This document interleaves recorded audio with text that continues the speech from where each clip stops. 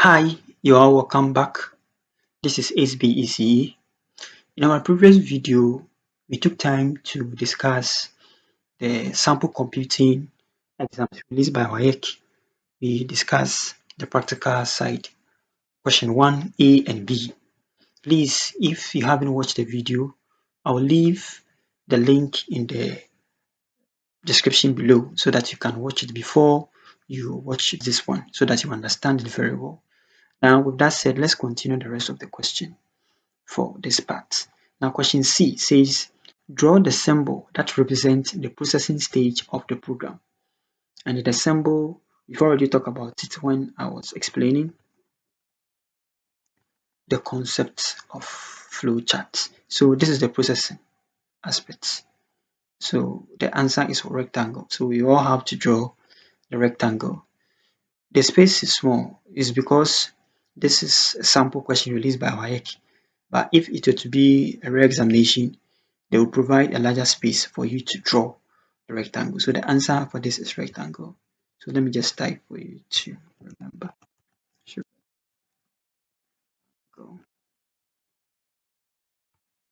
Okay, the next one. Figure 1 is updated to create usernames as follows. Username is the last three letters of surname and the first two letters of first name. So they have made some changes to how the username is going to be created. Initially, it was username will be first three letters of first name and first two letters of surname. But this time, it is now last three letters of surname and the first two letters of first name. Okay, now what will be the username for a student called Makelulu using the updated process or updated version? So we understand that the student is called Makelulu and the first name is Mark and surname will be what? Elulu. And the username says the username will take last three letters of surname. So if you look at the surname, which is Elulu, last three letters will be Olu. That is O-L-O because it takes last three letters. And the first two letters of first name. So the first name is Mark. The system will take what first two, which is M-A. So O-L-O plus M-A will give you the answer Oluma. Oluma. So here the answer to this question is Oluma. I guess it's so simple. If you find it difficult to understand this, please watch the previous video. We took time to explain everything, so it will help you to understand. Now, for everything to be clear, let's code so that you understand this very well. Okay, now, so this is what we are using. Username is last three letters of surname. Okay, so we create a variable because the system will have to take in the name of the student. So first name will be prompt. Let's use the prompt. So enter first name. Okay, now the next one is let's this one will say name. Maybe prompt. Also use the same thing. This one will be enter say name. Now we can create the username variable. Username could be so they say username will be last three letters of surname. So we will take the surname variable, then we add a method to it. So surname dot this time we use slice. And this one will take only one argument, which is -3. We are using -3 because it is taking last three letters, then plus. It says, and the first two letters of the first name. So we take the first name, then we also add a method. This time we still maintain the substring. So substring method. Then we take in two values or arguments like this.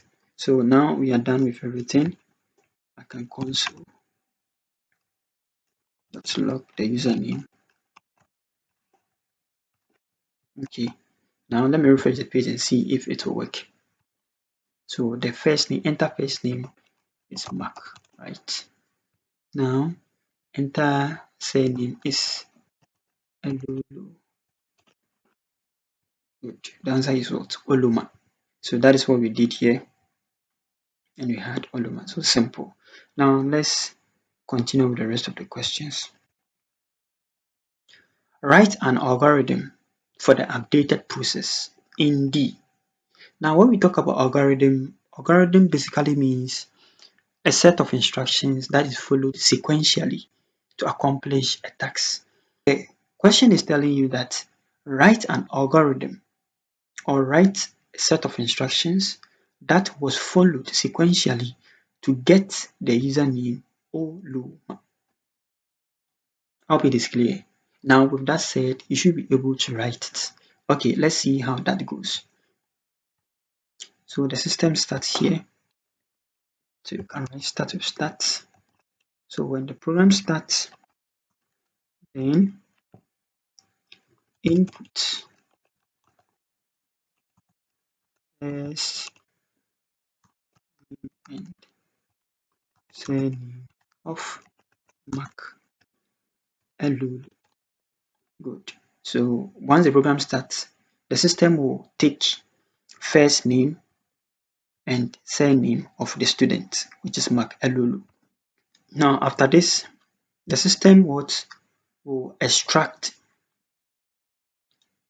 last three letters of the surname. So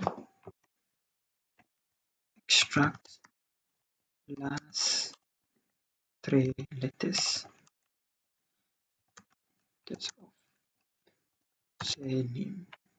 You can even put it into brackets Lulu, sorry, Olu, right? So which will be this, and extract. Okay, I think let's put that one on another line so that we understand. So this one, extract first two letters of first name, which is Ma, E-M-A. So let me change name here. Good. So this is the process that we followed. So when we start the program, we will enter the first name, we will enter the surname of Makalulu. Now the system will take or will extract last three letters of the surname, which is Olu.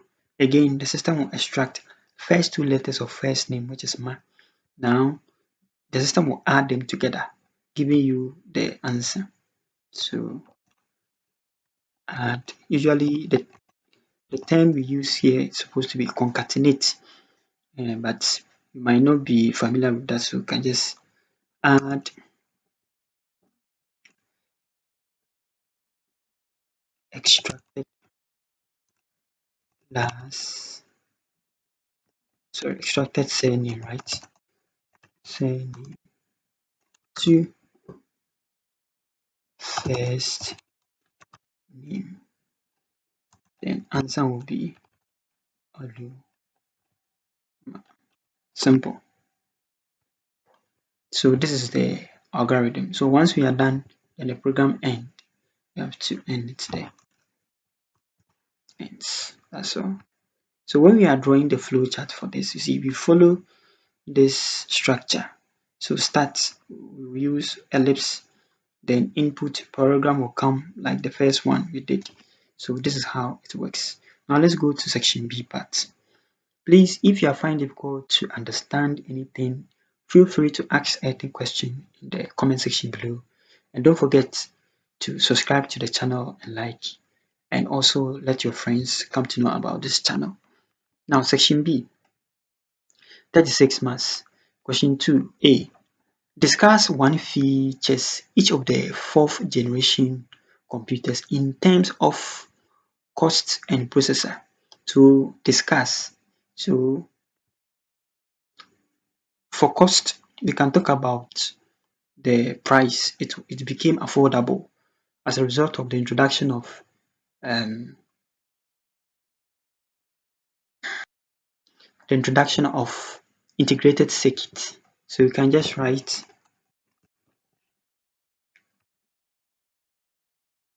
so the use of integrated circuit made computers affordable,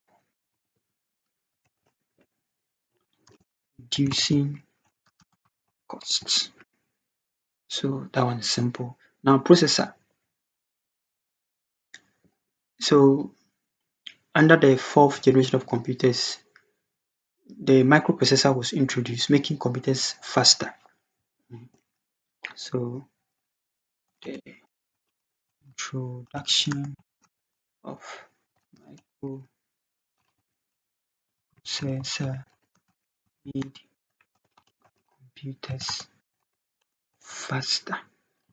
I think you can talk about it. So these are the features. So for cost, they became affordable, and for processor, they used microprocessors, making computers more faster.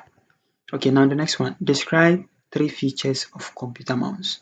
So that one I believe you know. So computer mouse. So left button. So the next one too. Scroll wheel, and we also have um, the right button. Right button too is there. So basically, these are the main features of a computer mouse.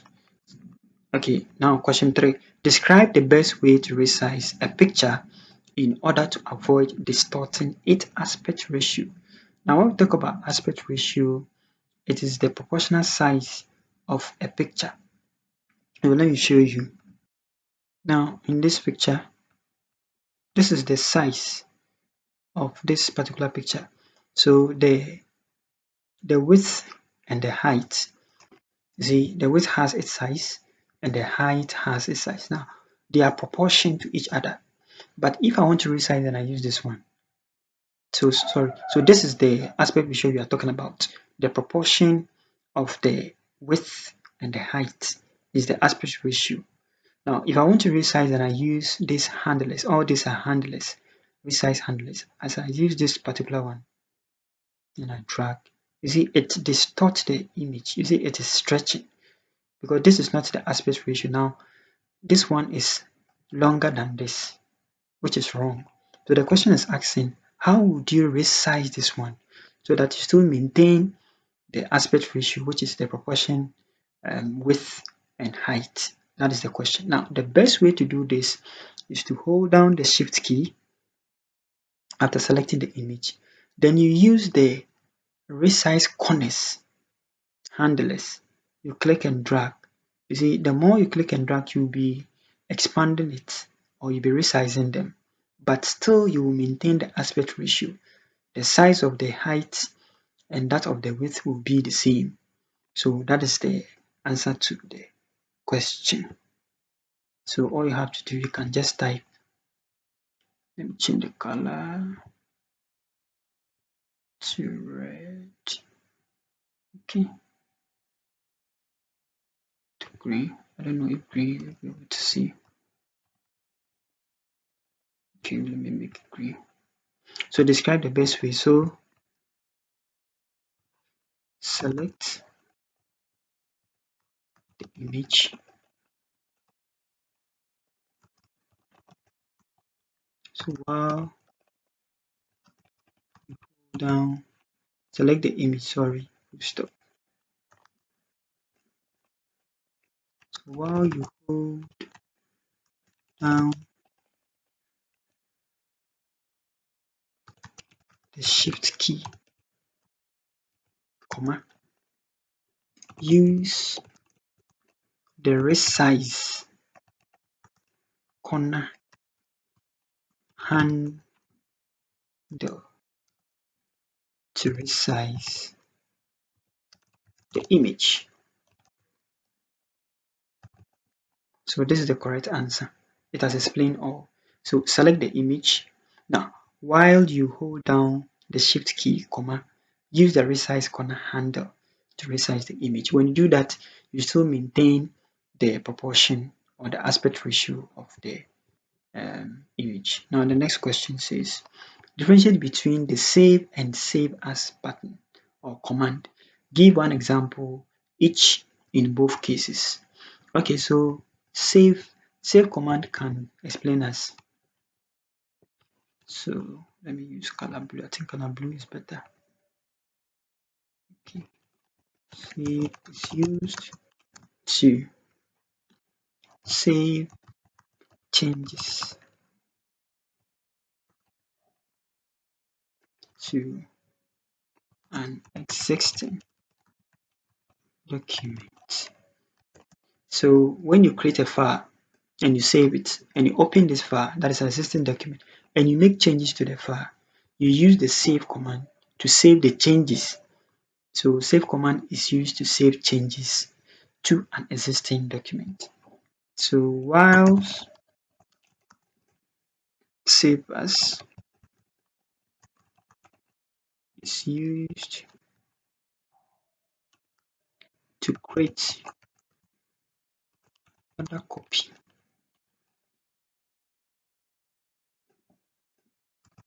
of the same document, okay, or you can write of the existing document, the same thing. So this is the correct difference that we can give between save and save as command. So save is used to save changes to an existing document, while save as is used to create another copy of the same document. So they said give one example each. The space they've provided is too small, but you can just say this. The save as command is used to make a backup. When you write that, it's the same thing. And save is used to make changes made to an existing document. I guess it's so simple for you to know. Now see which ends the question says, Kojo Talata designed a brochure which contains text and images. He is finding it difficult to write the text around the images as the desktop publishing application is not allowing that. What tool will be applicable to achieve the task? So this is Microsoft Publisher, which is a desktop publishing program. As you can see, there is a text here, there's a picture. This is a picture. Now, the picture covers part of the text, as you can see. And the question is saying that Kojo Talata is finding it difficult to wrap this text around the image.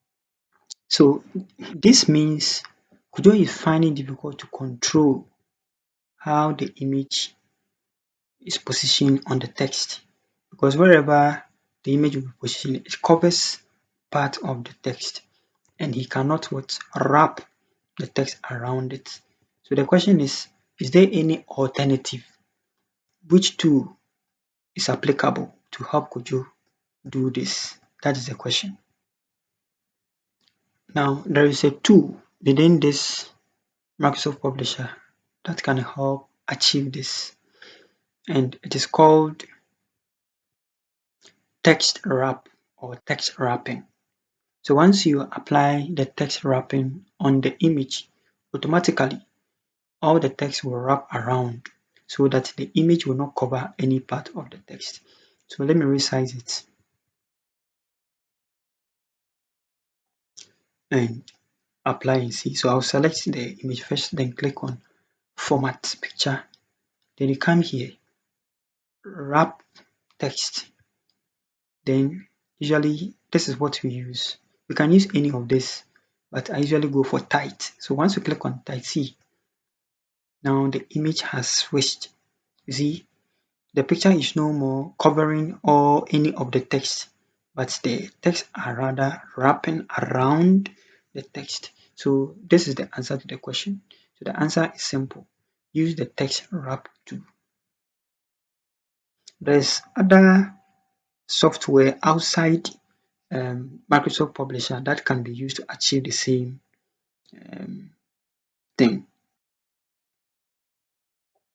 So the answer is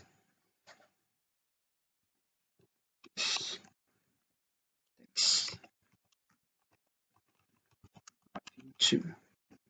That's all. So we are done with the practical aspect. Thank you very much for watching. We've done a lot.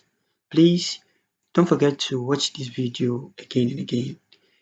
The information that we've gotten should assist you, especially the practical side, because it's pure programming, and we are looking forward to see some questions like that in the upcoming BEC exams. Of course, we can't predict the type of question and how it will be set, but at least the information that you've gotten, the understanding concerning algorithm, flow charts, and introduction to programming should help you to answer every question which will relate to what we have just discussed. In our next video, we will talk about or we will solve the section A or the objective question. So watch out for that. Don't forget to subscribe, comment, and share.